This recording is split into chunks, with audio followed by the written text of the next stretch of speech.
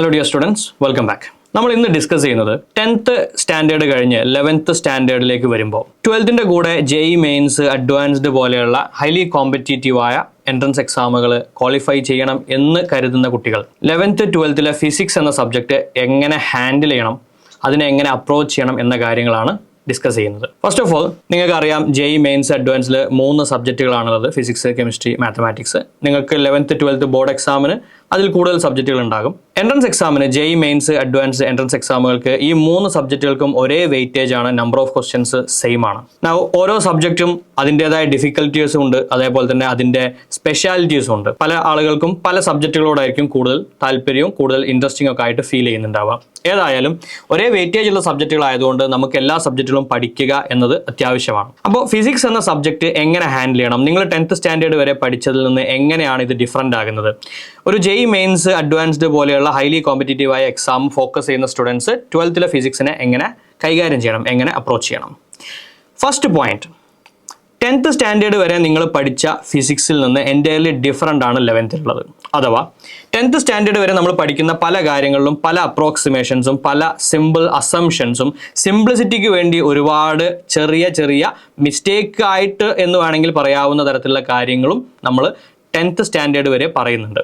എന്നാൽ 11th സ്റ്റാൻഡേർഡിൽ ഫിസിക്സിൻ്റെ ഒരു fundamentals, classical physics മുതൽ മോഡേൺ ഫിസിക്സ് വരെയുള്ള എല്ലാ ടോപ്പിക്കുകളും കവർ ചെയ്യുന്ന തരത്തിൽ 2 വർഷം കൊണ്ട് കവർ ചെയ്യുന്ന തരത്തിലാണ് സിലബസ് അറേഞ്ച് ചെയ്തിട്ടുള്ളത്. അപ്പോൾ ഇതുവരെ 10th സ്റ്റാൻഡേർഡ് വരെ നിങ്ങൾ ഫിസിക്സിൽ എന്തൊക്കെ കാര്യങ്ങൾ പഠിച്ചോ അതിലൊക്കെയുള്ള കാര്യങ്ങൾ അല്ലെങ്കിൽ അതിലൊക്കെയുള്ള തിയറിയിൽ ഭയങ്കരമായിട്ട് സ്റ്റിക്ക് ഓൺ ചെയ്യാതെ അതിലൊക്കെ ചില മാറ്റങ്ങൾ നമ്മൾ 11th 12th വരുത്തും. അപ്പോൾ അത് മനസ്സിലാക്കിക്കൊണ്ട് 11th മുതൽ അങ്ങോട്ട് വളരെ ഫ്രീ ഓപ്പൺ മൈൻഡഡ് ആയിക്കൊണ്ട് പറയുന്ന കാര്യങ്ങളെ ആക്സെപ്റ്റ് ചെയ്യാൻ റെഡി ആയിക്കൊണ്ട് വേണം നിങ്ങൾ സ്റ്റാർട്ട് ചെയ്യേണ്ടത്. അതല്ലാതെ 9th 10th 8th പഠിച്ച പല മിസ്റ്റേക്കുകളായിട്ടുള്ള പല കാര്യങ്ങളും പല സിമ്പിൾ അസംഷൻസും ക്യാരി ഓവർ ചെയ്ത് കഴിഞ്ഞാൽ നമുക്ക് 11th 12th ഒക്കെ മനസ്സിലാക്കിയെടുക്കാൻ പലപ്പോഴും ബുദ്ധിമുട്ടാകും. So 11th 12th open minded ആയിക്കൊണ്ട് വേണം നിങ്ങൾ പഠിച്ചു തുടങ്ങാൻ. എൻറ്റയർലി ന്യൂ ആയിട്ട് ഫിസിക്സ് പഠിക്കുന്ന രീതിയിൽ നിങ്ങൾക്ക് പഠിച്ചു തുടങ്ങാവുന്നതാണ്. അതിൻ്റെ അർത്ഥം അതിൻ്റെ മുന്നേ പഠിച്ച കാര്യങ്ങളൊന്നും വേണ്ട എന്നല്ല, അതിൻ്റെ ഇമ്പോർട്ടൻ്റ് ആയിട്ടുള്ള ആവശ്യമുള്ള കാര്യങ്ങൾ വേണം, എന്നാൽ മറ്റ് പല അസംഷൻസും നമുക്ക് ഒഴിവാക്കേണ്ടി വരും. അപ്പോൾ അതാണ് ആദ്യത്തെ പോയിന്റ്. 10th വരെ പഠിച്ച കാര്യങ്ങളിൽ നിന്ന് കംപ്ലീറ്റ്ലി ഫ്രീ ആയി പുതിയ ഒരു അപ്രോച്ചിൽ അല്ലെങ്കിൽ പുതിയ ഓപ്പൺ മൈൻഡഡ് ആയിക്കൊണ്ട് ഫ്രഷ് ആയിട്ടുള്ള ഒരു സബ്ജക്റ്റ് പഠിക്കുന്ന രീതിയിലാണ് നിങ്ങൾ ഫിസിക്സിനെ അപ്രോച്ച് ചെയ്യേണ്ടത്. രണ്ടാമത്, ഓരോരോ സബ്ജക്റ്റിനും അതിൻ്റേതായ ഡിഫിക്കൽറ്റിയും അതിൻ്റേതായ ഈസിനെസ്സും അതിൻ്റേതായ ക്യാരക്ടേഴ്സും ഒക്കെ ഉണ്ട്. അപ്പോൾ ചില ആളുകൾക്ക് ഫിസിക്സ് വളരെ എളുപ്പമാണ് എന്നൊരു തോന്നലുണ്ടെങ്കിൽ അത് വേണമെന്നില്ല, അല്ലെങ്കിൽ അത് വേണ്ട. JEE അഡ്വാൻസ് ലെവലിലുള്ള ക്വസ്റ്റ്യൻസിലേക്കൊക്കെ വന്നു കഴിഞ്ഞാൽ ഫിസിക്സിൻ്റെ പല ഭാഗങ്ങളും നമ്മൾ ഇതുവരെ കണ്ടതൊന്നും അല്ല അഡ്വാൻസിൽ വരുന്ന ക്വസ്റ്റ്യൻസിലുള്ളത് എന്ന് മനസ്സിലാവും. കൺസെപ്ച്വലി ഹൈലി ഹയർ ലെവലിലായിട്ടുള്ള ഹൈ ലെവലിലുള്ള ക്വസ്റ്റ്യൻസ് എന്തിൽ വരാറുണ്ട്, അഡ്വാൻസിൻ്റെ കാര്യങ്ങൾ അഡ്വാൻസിൻ്റെ ക്വസ്റ്റ്യൻസിലൊക്കെ വരാറുണ്ട്. അപ്പോൾ അതുകൊണ്ട് ഏതെങ്കിലും ഒരു സബ്ജക്റ്റ് എനിക്കത് വളരെ ഈസി ആയി എന്ന രീതിയിൽ ഒരു ലാഘവത്തോടെ തള്ളിക്കളയരുത്. സോ ഫിസിക്സിന്റെ കാര്യത്തിലും അത് തന്നെയാണ് പറയാനുള്ളത്. മൂന്നാമത്തെ പോയിന്റ്, ഫിസിക്സിലുള്ള ഒരുപാട് ചാപ്റ്ററുകൾ കണക്റ്റഡ് ചാപ്റ്റേഴ്സ് ആണ്. അപ്പോൾ for example motion in a straight line, motion in a plane, laws of motion, work energy, power, rotational motion എന്നൊക്കെ പറയുന്ന ചാപ്റ്റേഴ്സ് ഒന്നൊന്നിൻ്റെ പുറകെ ആയിക്കൊണ്ട് വരുന്ന ചാപ്റ്റേഴ്സ് ആണ്. സോ കണക്റ്റഡ് ചാപ്റ്റേഴ്സ് ഒരുപാട് ഫിസിക്സിൽ വരും. അതുകൊണ്ട് തന്നെ ഓരോ ചാപ്റ്ററും വൃത്തിയായി കൺസെപ്റ്റുകൾ മനസ്സിലാക്കി പഠിച്ച് വേണം മുന്നോട്ട് പോകാൻ.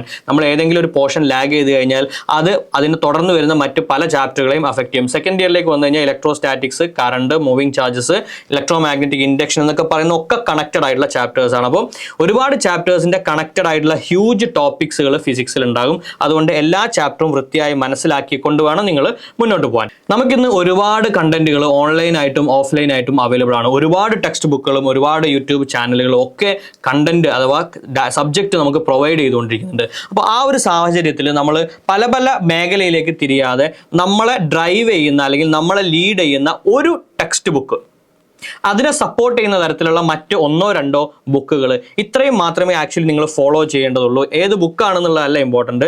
ഞാൻ എപ്പോഴും സജസ്റ്റ് ചെയ്യാറുള്ളത് നിങ്ങൾ ഫോളോ ചെയ്യേണ്ട അഥവാ നിങ്ങളുടെ ലീഡ് ചെയ്യേണ്ട നിങ്ങളുടെ ടെക്സ്റ്റ് ബുക്ക് എന്ന് പറയുന്നത് നമ്മുടെ 11th 12th NCERT text book തന്നെയാണ്. സോ NCERT ടെക്സ്റ്റ് ബുക്കാണ് നിങ്ങളുടെ ഫസ്റ്റ് കമ്പാനിയൻ.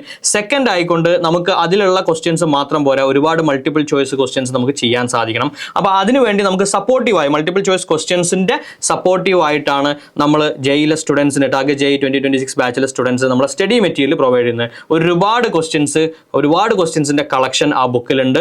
സോ എല്ലാ ഭാഗങ്ങളും ടച്ച് ചെയ്യുന്ന ക്വസ്റ്റ്യൻസ് നമ്മൾ അതിൽ കവർ ചെയ്തിട്ടുണ്ട്. അപ്പം നമ്മൾ ലീഡ് ചെയ്യാൻ നമ്മളെ ഒരു ബൗണ്ടറി തീരുമാനിക്കുന്ന NCERT ടെക്സ്റ്റ് ബുക്ക്, രണ്ടാമത്തെ അതിലെ ക്വസ്റ്റ്യൻസ് വർക്ക്ഔട്ട് ചെയ്യാനായിട്ട് നമുക്ക് അഡീഷണൽ ആയിട്ട് ക്വസ്റ്റ്യൻസ് വരുന്നൊരു ബുക്ക്.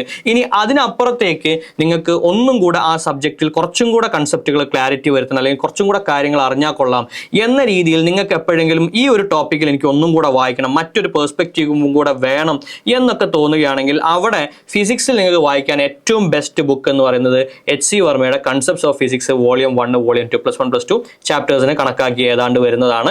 സോ HC വർമ്മയുടെ ബുക്കാണ് നമുക്ക് അതിൽ ഏറ്റവും ബെസ്റ്റ് ആയിട്ടുള്ള. അപ്പോൾ അങ്ങനെയുള്ള 2-3 ബുക്കുകളിൽ ഒതുക്കുക.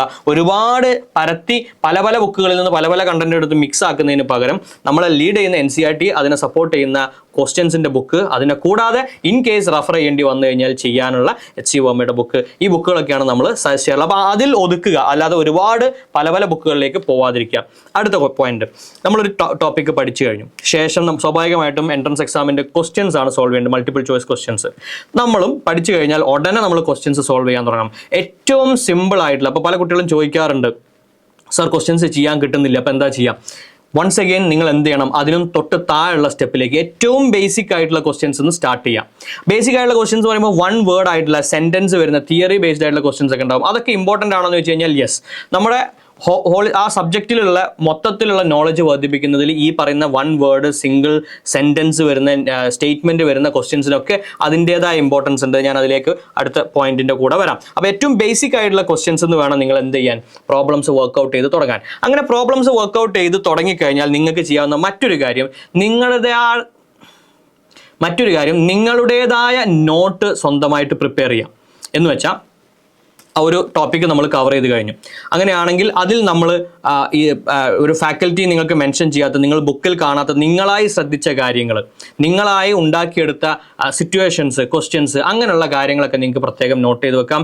ഈ നോട്ട് സ്വന്തമായി പ്രിപ്പയർ ചെയ്യുന്നുണ്ടെങ്കിൽ അത് ക്വസ്റ്റ്യൻസ് വർക്ക്ഔട്ട് ചെയ്തതിന് ശേഷം ഒരു സ്പെഷ്യൽ നോട്ട്, നമ്മളെ കണ്ടുപിടിച്ച നമ്മളേതായി വന്ന ചില ടൈപ്പ് ഓഫ് ക്വസ്റ്റ്യൻസ്, നമ്മളേതായി ഉണ്ടാക്കിയെടുത്ത ചില സിറ്റുവേഷൻസ്, അങ്ങനെയുള്ള കാര്യങ്ങളൊക്കെ നിങ്ങൾക്ക് സെപ്പറേറ്റ് നോട്ട്സ് ആയിട്ട് തന്നെ ക്രിയേറ്റ് ചെയ്ത് വെക്കാവുന്നതാണ്. ഓക്കെ, അപ്പോൾ അത് കഴിഞ്ഞാൽ നമ്മൾ ടോപ്പിക്ക് പഠിച്ചു, ക്വസ്റ്റ്യൻസ് സ്റ്റാർട്ട് ചെയ്തു, നോട്ട്സ് ഉണ്ടാക്കാൻ തുടങ്ങി. ഇനി ഏതൊക്കെ ടൈപ്പ് ക്വസ്റ്റ്യൻസ് ചെയ്യണം, അതിൽ ഇമ്പോർട്ടൻ്റ് ആയിട്ടുള്ള മറ്റൊന്നാണ് NCERT ടെക്സ്റ്റ് ബുക്കിൽ പല ഭാഗങ്ങളിലും ഇപ്പോൾ നമ്മളിങ്ങനെ ഒരുപാട് ടോപ്പിക്കുകളൊക്കെ പറഞ്ഞു കഴിഞ്ഞതിന് ശേഷം ഓക്കെ ഫൈൻ എൻഡ് ചെയ്തു. നൗ ഒരു തോട്ട് പ്രൊവോക്കിംഗ് ആയിട്ടുള്ള, ഇങ്ങനെ ആയിരുന്നെങ്കിൽ അതെന്തുകൊണ്ടാകും, അല്ലെങ്കിൽ ഇതെന്തുകൊണ്ട് ഇങ്ങനെ സംഭവിച്ചു, അപ്പോൾ അതിൻ്റെ എക്സ്പ്ലനേഷനും കാര്യങ്ങളൊന്നും മറ്റു ടെക്സ്റ്റ് ബുക്കിൽ ചിലപ്പോൾ ഉണ്ടാവണം എന്ന് പോലുമില്ല. അങ്ങനെ നമ്മൾ ചിന്തിക്കാൻ വേണ്ടി സെറ്റ് ചെയ്ത് വെക്കുന്ന ചെറിയ ചില ക്വസ്റ്റ്യൻസ് ടെക്സ്റ്റ് ബുക്കിൻ്റെ റണ്ണിങ് മെറ്റീരിയലിൽ അവിടെ ഇവിടെയൊക്കെ ആയിട്ട് കാണാവുന്നതാണ്. ആ ക്വസ്റ്റ്യൻസ് നിങ്ങൾ അതിനെപ്പറ്റി ആക്ച്വലി ചിന്തിക്കണം. അത് ആക്ച്വലി എന്തിനാണെന്ന് വെച്ച് കഴിഞ്ഞാൽ നമ്മുടെ അണ്ടർസ്റ്റാൻഡിങ്, ഫോർ എക്സാമ്പിൾ ഇപ്പോൾ ഗ്രാവിറ്റേഷൻ അല്ലെങ്കിൽ ഇലക്ട്രോസ്റ്റാറ്റിക്സ്, റൊട്ടേഷണൽ ഡൈനാമിക്സ്, അങ്ങനെയുള്ള സബ്ജക്റ്റുകളിൽ, അങ്ങനെയുള്ള ടോപ്പിക്കുകളിൽ ഈ ടൈപ്പ് ഓഫ് ക്വസ്റ്റ്യൻസ്, ആ പർട്ടിക്കുലർ സിറ്റുവേഷൻസിനെ പറ്റിയൊക്കെ നമ്മൾ ചിന്തിക്കുമ്പോഴാണ് നമുക്ക് കൂടുതലായിട്ട് നമ്മുടെ ബ്രെയിനും നമ്മുടെ സ്കില്ലൊക്കെ ഡെവലപ്പ് ചെയ്യുന്നത്, നമ്മുടെ കൺസെപ്റ്റ് ക്ലിയർ ആകുന്നത്. അപ്പോൾ തിങ്ക് ചെയ്യേണ്ട ടൈപ്പ് ക്വസ്റ്റ്യൻസ്, അത് ഈവൻ സ്റ്റേറ്റ്മെന്റ് ടൈപ്പ് ക്വസ്റ്റ്യൻസിലും കാണാം. ഒരേ പോയിന്റിനെ പറ്റി തന്നെ പല ഗോസസ് ലോനെ ബേസ് ചെയ്ത് പല സ്റ്റേറ്റ്മെന്റുകളൊക്കെ ഉണ്ടാക്കിയിട്ടുണ്ടാവും. അപ്പോൾ ആക്ച്വൽ ഗോസസ് ലോ എന്താണെന്ന് കൃത്യമായി അറിയുന്ന ഒരാൾക്ക് ആ സ്റ്റേറ്റ്മെന്റുകളിലൂടെ അതിൽ നിന്ന് ഏതാണ് റൈറ്റ് ഏതാണ് റോങ് എന്ന് തിരിച്ചറിയാൻ പറ്റുള്ളൂ. തിരിച്ച് ആ സ്റ്റേറ്റ്മെന്റ് വായിക്കുന്നതിലൂടെ ഗോസസ് ലോനെ പറ്റി നമ്മൾ കൂടുതൽ മനസ്സിലാക്കുകയും ചെയ്യും. അപ്പോൾ അങ്ങനെയുള്ള ടൈപ്പ് ഓഫ്, അതായത് ന്യൂമറിക്കൽ അല്ലാത്ത ഒരു പ്രോബ്ലം എന്നുള്ളതിൽ നിന്ന് വ്യത്യസ്തമായി സബ്ജക്റ്റ് തിയറി ഓറിയന്റഡ് ആയിട്ടുള്ള ക്വസ്റ്റ്യൻസ് വർക്ക്ഔട്ട് ചെയ്യാനും നിങ്ങൾ ആക്ച്വലി ശ്രമിക്കേണ്ടതുണ്ട്. നൗ പ്രോബ്ലംസ് വർക്ക്ഔട്ട് ചെയ്യുന്ന സമയത്ത് ഇമ്പോർട്ടൻ്റ് ആയിട്ട് നിങ്ങൾ മനസ്സിലാക്കേണ്ട മറ്റൊരു കാര്യം, സ്വാഭാവികമായിട്ടും ചില ക്വസ്റ്റ്യൻസ് വർക്ക്ഔട്ട് ചെയ്യുമ്പോൾ നമുക്ക് ആൻസർ ചെയ്യാൻ പറ്റില്ല, നമുക്ക് എന്താ സംഭവം എന്ന് മനസ്സിലാവുന്നില്ല, അല്ലെങ്കിൽ നമ്മൾ ഏതെങ്കിലും സ്റ്റെപ്പിൽ സ്റ്റെക്കായി പോകുന്നു. സോ ഇമീഡിയറ്റ് ആയിട്ട് അതിൻ്റെ സൊല്യൂഷൻ നോക്കരുത്.